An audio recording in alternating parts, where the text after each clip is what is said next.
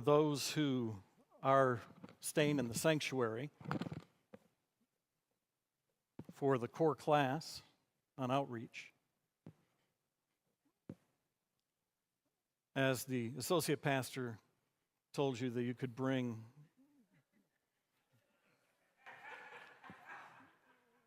drink and cookies into the sanctuary, that is fine. Since you are adults, if you spill, I will gladly take your $100 donation for a new chair. The Lord bless you.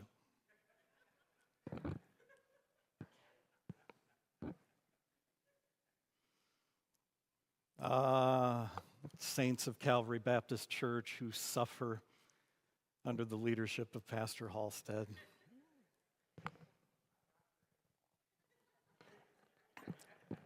And then pastors who suffer with certain brothers.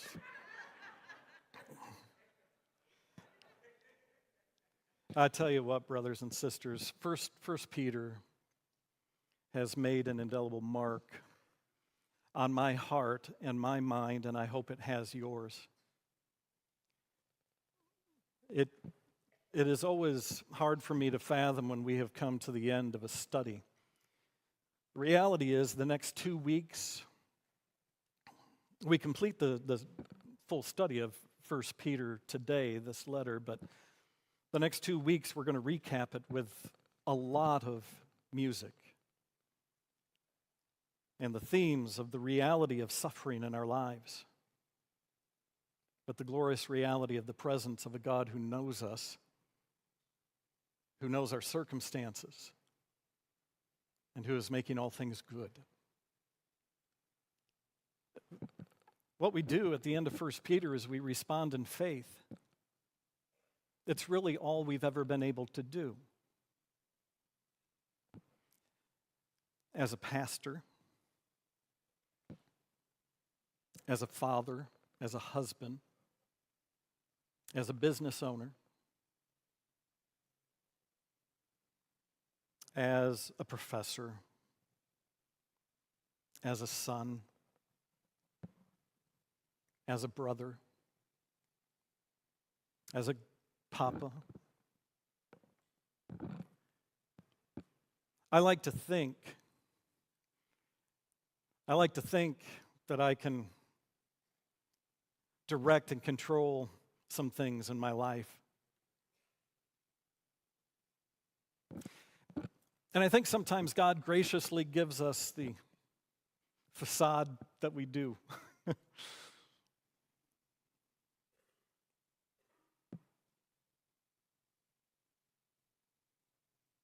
But it's in those moments of weakness that we reflect, not only on that moment of weakness and the trial at hand, but it usually brings about a reflection on more of our life.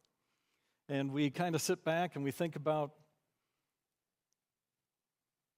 the rest of it and realize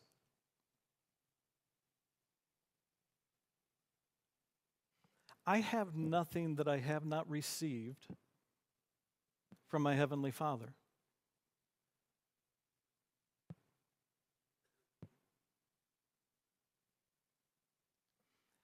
Every good gift has come from my Father.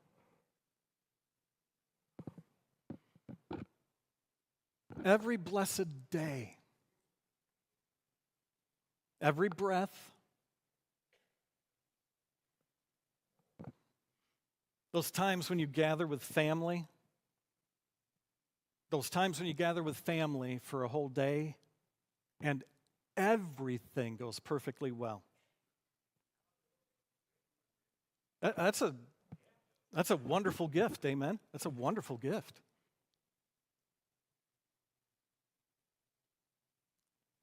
Those days where the bottom drops out of your world,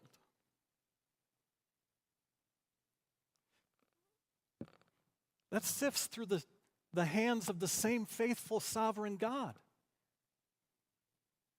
And that's an important piece of what 1 Peter has taught us.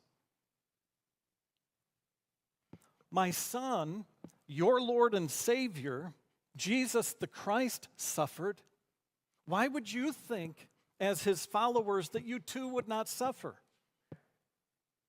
It's going to happen. In fact, it is my will that you suffer. We have been told that in this letter.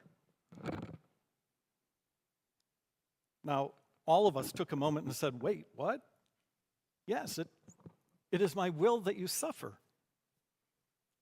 Don't waste your suffering. I'm doing something wonderful with you. But this feels painful.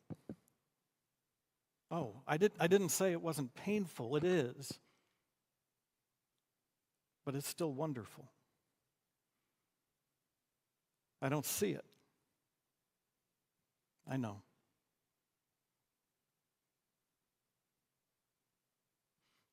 Will I have all of my all of my questions answered when I stand in your presence, Father? My son, my daughter, chances are very great that your questions are going to change when you stand in my presence. And you're just going to give thanks.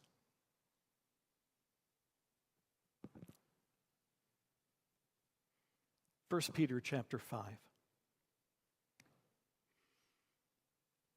Thankful for Pastor Paul, who 2 weeks ago took us verses 6 through 9 as a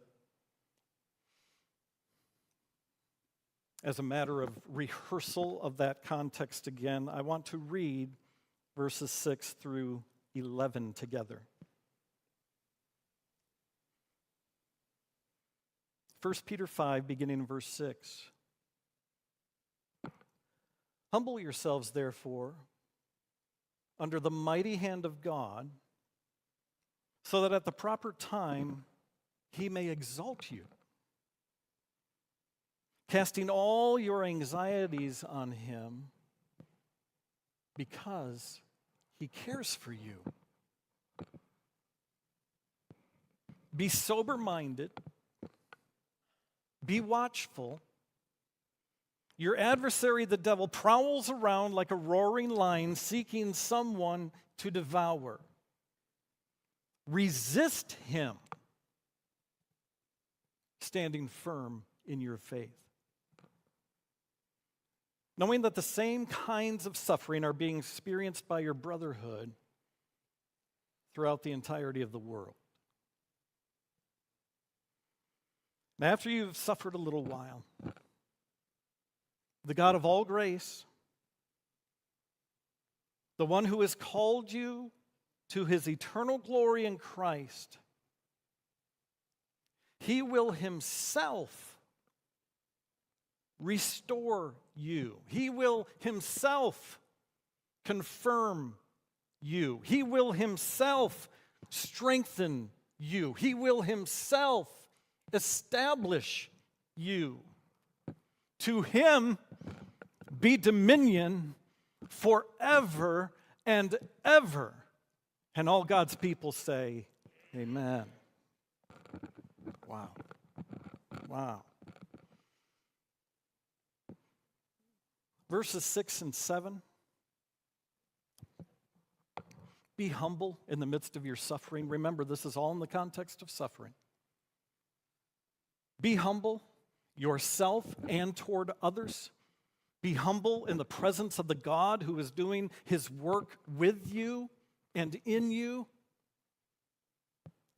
Be humble, knowing that exaltation will take place. Be humble. He knows you. He's got you. Be humble in the midst of your suffering. Verse 8. Oh, dear brothers and sisters, be watchful in the midst of your suffering.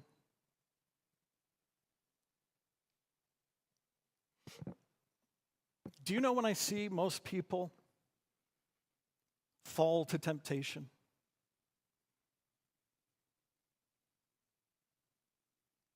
When they're tired in the midst of their suffering. See, there's a reason why we move right from here to the adversary who prowls around. You know how lions look for the weakest in the herd?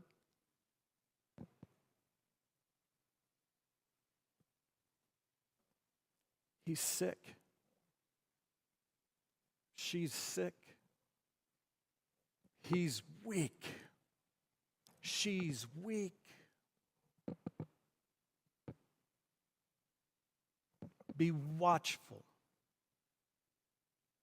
I'm still not convinced that most of us in the sanctuary truly understand the nature of the spiritual warfare that we are in 24 hours a day, 7 days a week.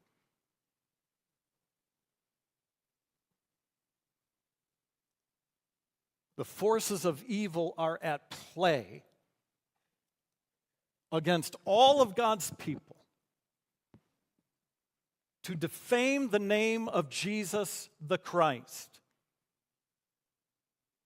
Be watchful. Keep your head, watch, see. Know where to expect it. Be watchful in your suffering. Because the forces of evil, our enemy, knows that that is when we are at our weakest. And it's usually one of two things. When we are weak, the strength of God shines beautifully in our weakness. Or when we are weak, we start believing the lies of our adversary. The lies that he tells us about God, the lies that he tells us about ourselves, the lies that he tells us about a God who doesn't care, doesn't know, is not at work. Because if God was good, he would not allow you to suffer. One of the largest lies that the enemy uses to distract from the glory of our Lord. Be watchful in your suffering. Verse 9. Be faithful. Yes, resist the enemy, resist Satan. How? By standing firm in your faith. Be faithful in your suffering.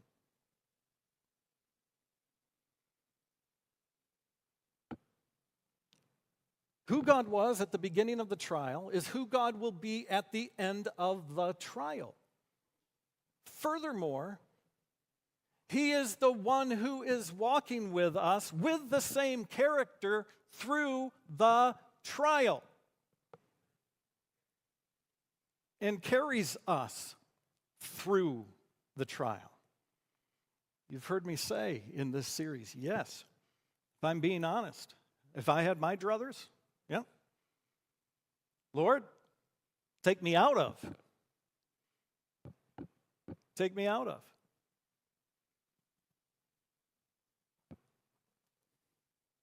Jeff, we're going through. I don't want to go through. I can already see where some of this is going to lead. Yep. Yep.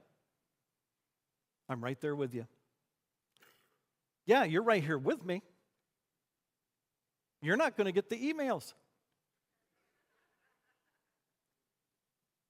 Jeff, I'm not overly concerned about emails. And I don't want you to be either. I just want you to faithfully follow me. But Lord,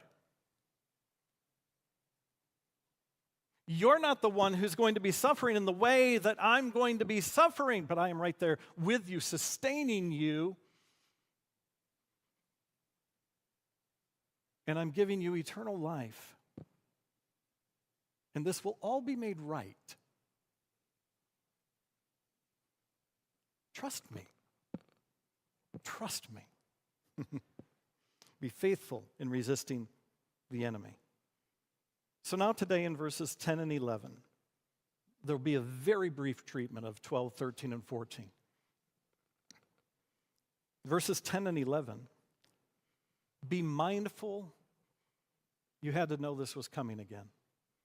Be mindful of the long game context.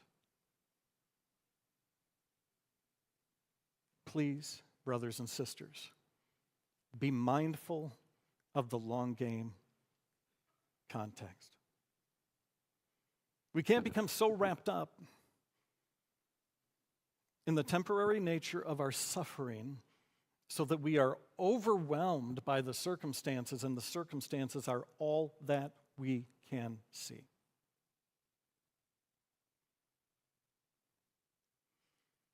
It was a professor, there we are. It was a professor from Dallas Theological Seminary who said, I asked one of his students, it was Howard Hendricks, asked one of his students, how are you doing today? I'm doing pretty good under the circumstances. And he looked at his student and he said, what in the world are you doing under there? That's a pretty good question. Perspective. Yeah, I'm under all of this. Well, when we're so, and it's understandable, I get it, brothers and sisters, but when we are so taken and overwhelmed by the circumstances, often we cannot see beyond them, we cannot see through them, and we cannot see the God who is in and above, all at the same time, these trials and sufferings that we're experiencing. Be mindful of the long game context. Look at the first phrase of verse 10. After you have suffered. What are the next words? Perspective. Amen? Sometimes it seems like forever. For some people, a day can seem like forever. You know what it's like when you minister with children or even sometimes young adults. As somebody experiences the brokenness of their first love and the world comes to an end. Nothing will ever be right ever again.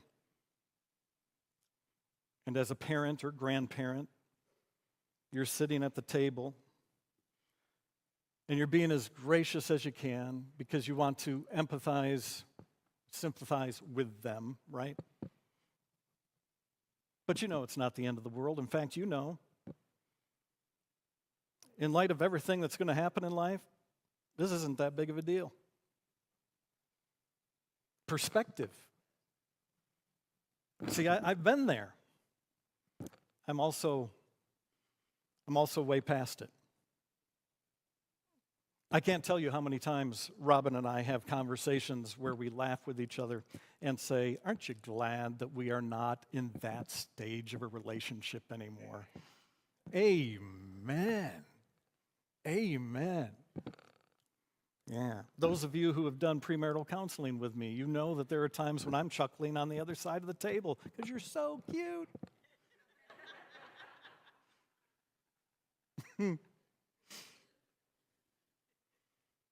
No, I absolutely love this about her.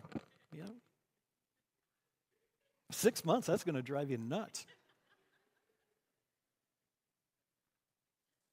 Well, should we talk about it now? No. In 6 months, you'll be coming back.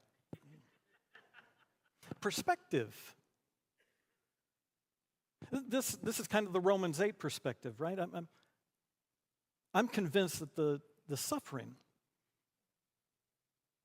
of this present time, this present day, is not worthy to be compared to the glory that's going to be revealed through us as the sons and daughters of God when God reveals just how things are supposed to be.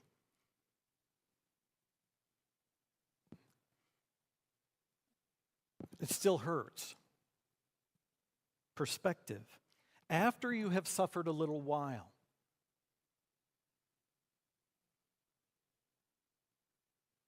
you could suffer the entirety of your life. What might that be?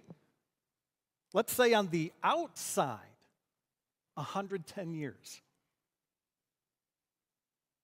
which is way beyond life expectancy, right? Let's just say 110 years.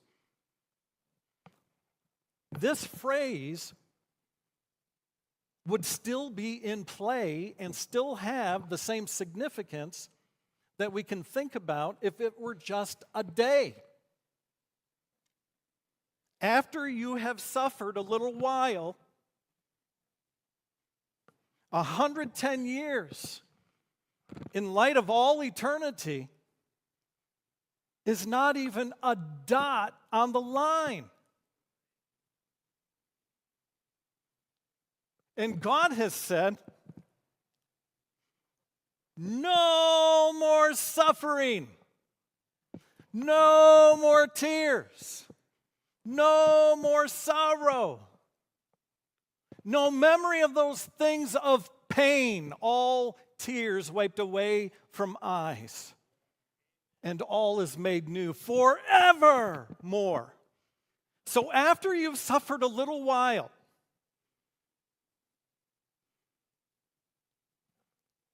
is everybody in the house with me? Perspective. We must keep the long game in mind if we are going to live faithfully in the present.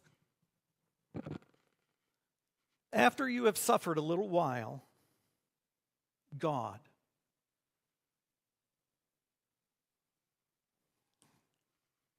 After you have suffered a little while, God. It's not that he wasn't there. He was and has been through the entirety of the trial, regardless of the span of time. But after you've suffered a little while, those sons and daughters of God will not be able to mistake who has delivered them and who has brought healing. After you have suffered a little while, when you've had questions about me, after you've suffered a little while, perhaps you've wondered, yes, where am I? What am I doing? After you've suffered a little while, you'll see that I have been there the whole time.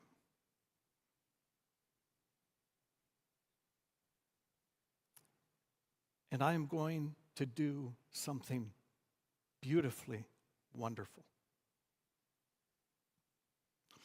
After you've suffered a little while, God, our Father, the God of all grace, let's not forget who he is, the God of all grace,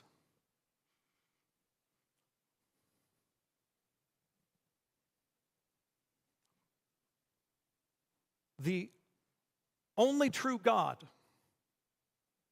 and a God who has suffered. Is everybody in the house still with me? You don't see this in any other religion. A God who suffers for the good of the people he loves. A God who gave his only Son, who suffered in taking on the fullness of humanity, who suffered in his life, who suffered through temptations from Satan, who suffered by being mocked and ridiculed, who suffered by continually being told he was not the Son of God, who suffered by sitting through illegal trials where people spoke falsehoods against him, who suffered by being beaten by rods and struck by fists, who suffered by having a crown of thorns placed upon his head where the thorns would be embedded into his skull, who suffered by being whipped where the end of the threads of that whip would have metal, glass, stone, so that it would grip a hold of the side of the rib cage, and when pulled back for the next one, would tear the flesh open. Who suffered by carrying his own beam to Golgotha. Who suffered by having his hands and feet pierced by those spikes, placed up on the cross, jammed in, where on the rugged wood, this flesh that is open to the bone would continue to scrape up and down. He would have to push up against those spikes in his feet just to take a breath of air, to live one more breath.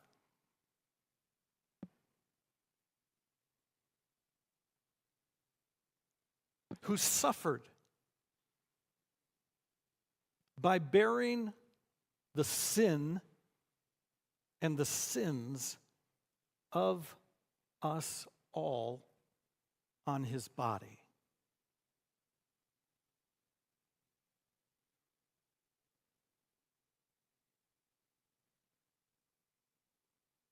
Who suffered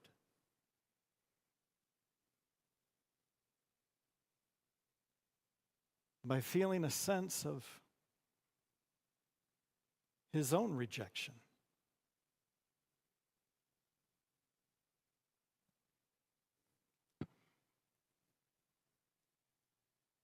God graced us with this Jesus.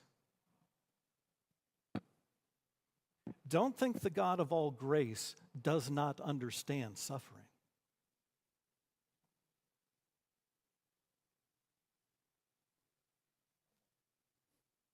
God proved that he was the God of all grace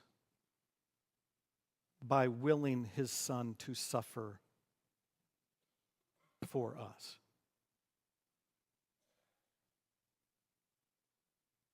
Where is Christ in the midst of our suffering? Look at the cross.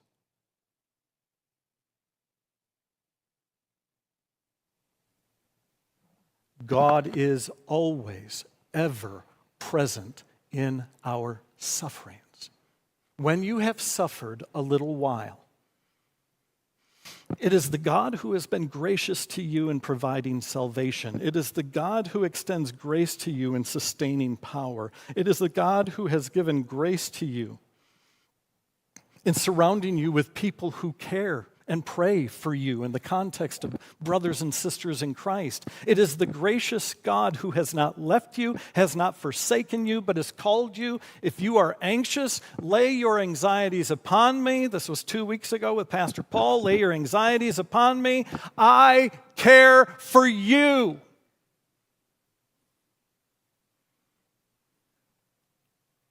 After you've suffered a little while, the God of all grace, not just when things are going well for my name, my kingdom, and my will, the God of all grace in the ups and downs of life, the God of all grace in the sufferings and trials and sorrows, the God of all grace when things are going beautifully well, and when you're suffering because of your attachment to the name of Christ. After you've suffered a little while, it is the God of all grace, and it is the God who has called you. Now think about that in the context of this letter of 1 Peter. Still in verse 10. The God of all grace who has called you, chapter 1, verse 15, who has called you to holiness through imitation. The God of all grace who has called you, chapter 2, verse 9, out of darkness into his marvelous light. The God of all grace, who has called you, chapter 2, verse 21, to suffer because Christ also suffered. The God who has called you, chapter 3, verse 9, to bless those who persecute you. And here, the God of all grace, who has called you to his eternal glory in Christ. Brothers and sisters, I want us to understand something. All of these callings take place in the calling of salvation. You do not have one of these callings without all of the others.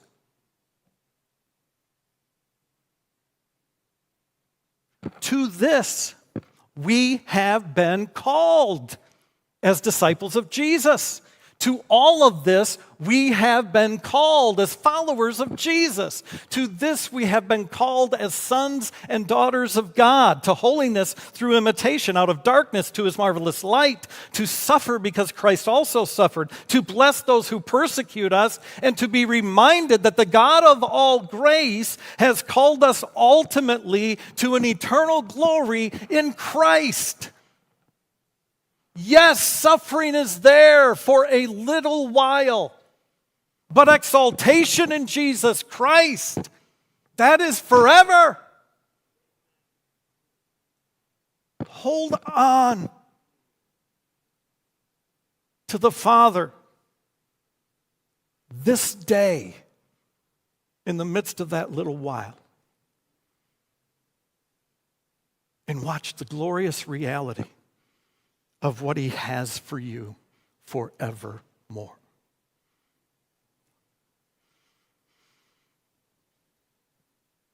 God will scoop you up into his arms and make sure that all is well for his glory and your good.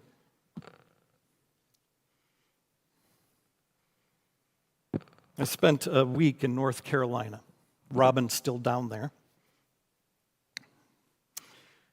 I spent a week in North Carolina. Saw unbelievable devastation in the western side. More about that at a different time if you wish. But then took some time and I got to see my daughter, Brianna and Ryan, and our grandchildren who live in North Carolina. One day in particular, the girls were in the hot tub, and the boys wanted to be in the pool. Okay? So Papa gets in the pool, and you have Ezra doing his stuff. Actually, Everett was with the girls as well. So there's Watson. And those of you who know, Watson's my little buddy. And Watson looked at me and he said, Papa, I want to show you. I said, what do you want to show me?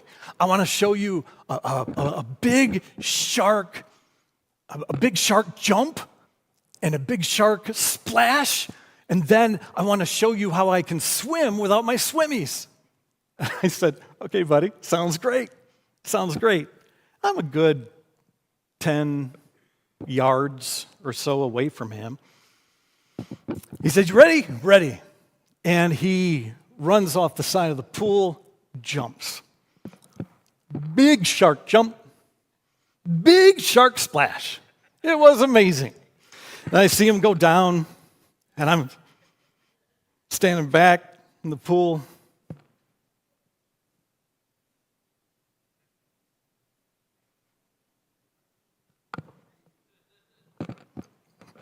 And I take off. And I grab his arms, and I yank him up from the bottom of the pool. He comes out of the pool laughing, coughing. I have him in my arms. As he's laughing, coughing, he says, Papa, you need to understand, me swimming without my swimmies is currently a team sport.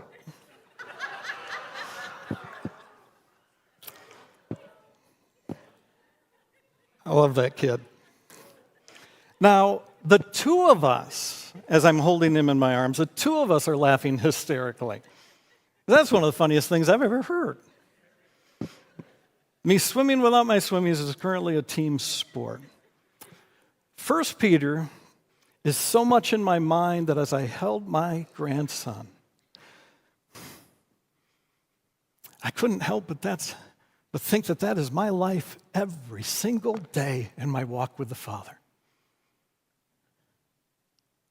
Hey, Father, I want you to watch something. Oh, what do you got for me today, Jeff? I want to do a big shark jump with a big shark splash.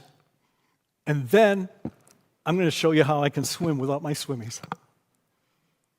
Whoosh. And then I'm in this pool. I'm in this pool of trials. I'm in this pool of sorrows. I'm in this pool of stuff that has to be done.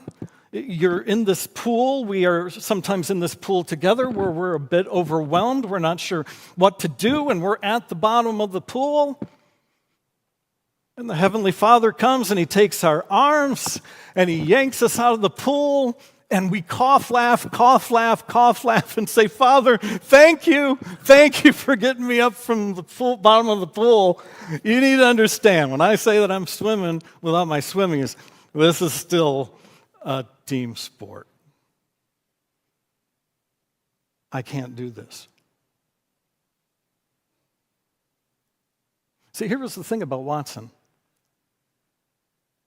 He could laugh, cough. He had full faith that his papa was in the pool and that his papa was going to come, take his hands, and yank him off the bottom of the pool. Never doubted for a second. That's why he came out of it laughing. I knew you'd be there. Oh, how I want to respond that way. Father, I knew you were there. I know you have me. I know you keep me.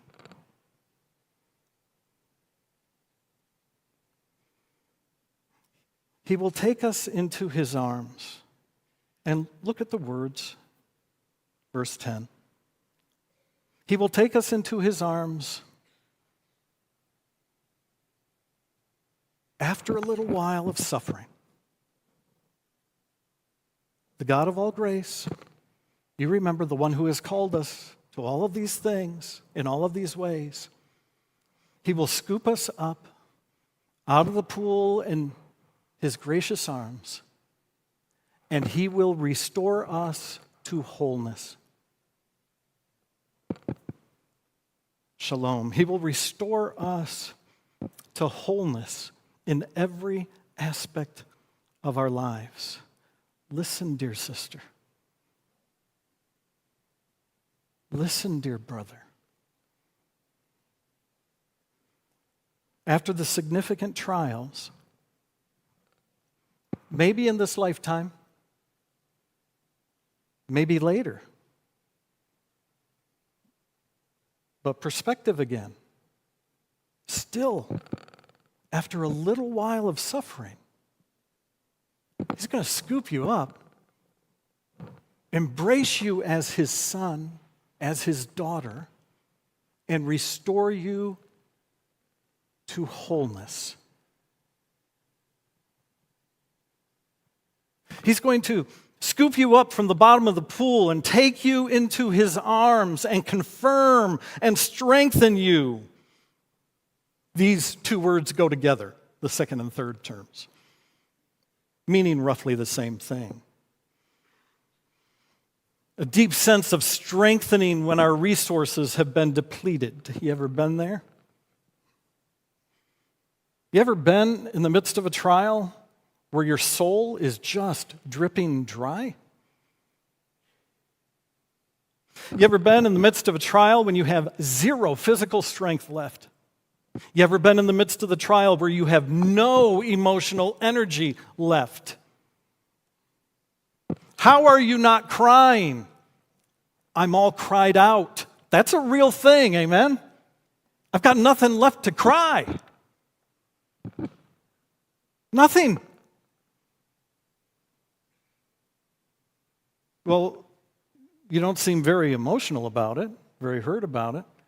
Yeah, that's because I slid down the corner of my bedroom wall and sobbed like a baby for 2 hours straight, and now I have nothing left emotionally, physically.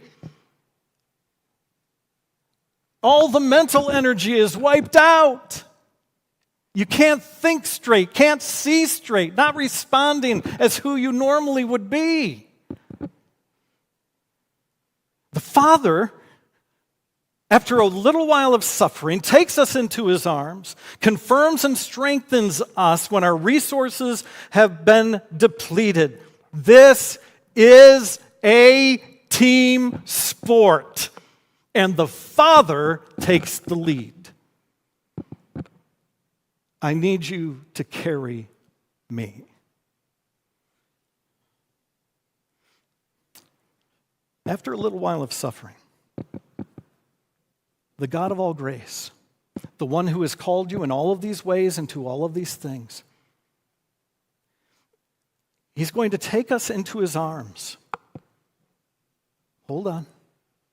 He's going to take us into his arms, and he is going to establish us. Hallelujah. Our Father provides the security in himself. Our Father provides the security upon which our lives are built for all eternity. Not secure in our own character, not secure in our own works, not secure in our own person. We are secure because of the Father, the God of all grace, the one who has called us. He has established us and put us on firm grounding. He provides the basis, the grounding for our lives, provides every resource necessary for our being able to love and live the way that he has intended. Blessed be the name of the Lord.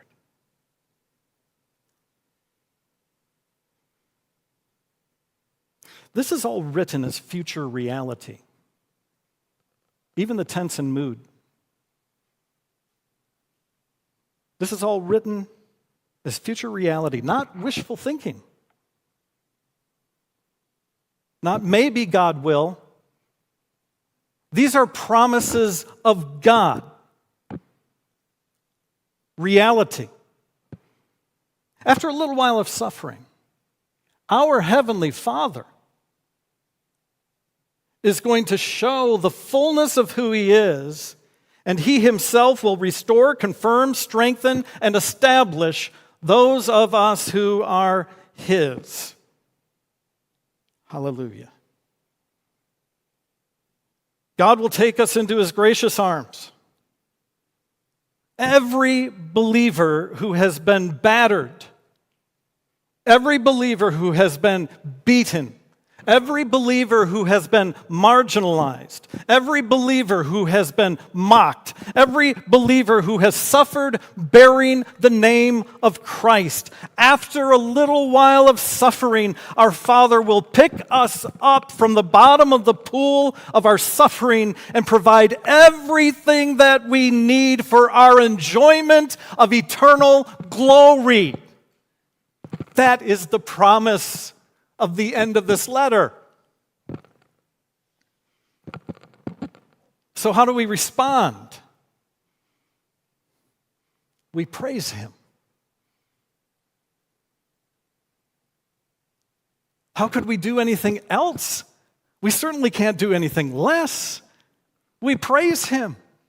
And the beauty of the praise that is given, this doxology that is given here in verse 11,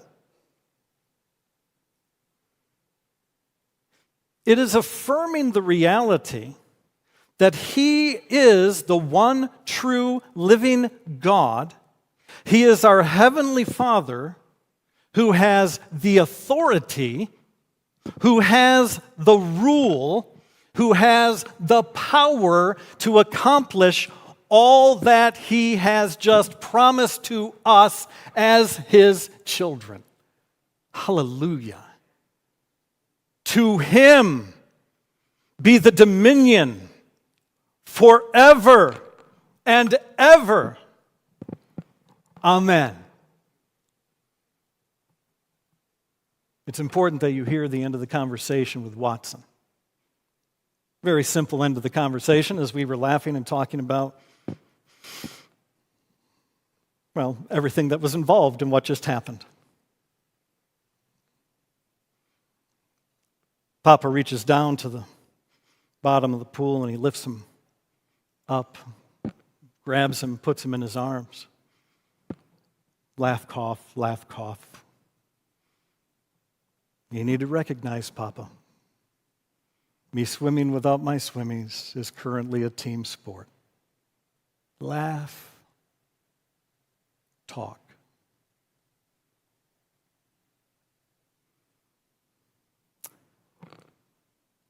Papa loves you, Watt.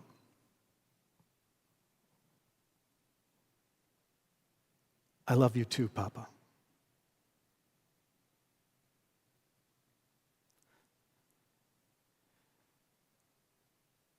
How does a relationship like that end any other way?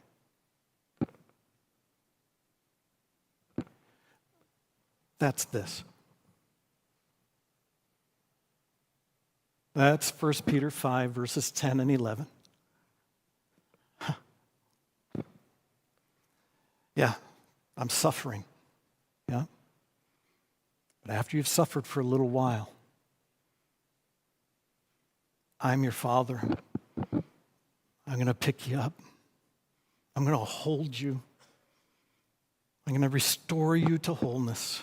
I'm going to strengthen you. I'm going to put you on secure footing so that you know that you are the child of the one true living God and that I've always had you, that I've always loved you. I love you too.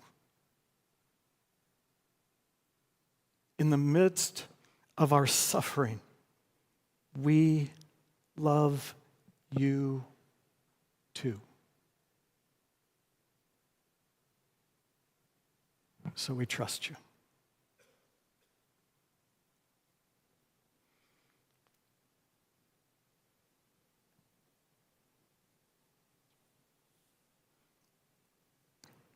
It is fitting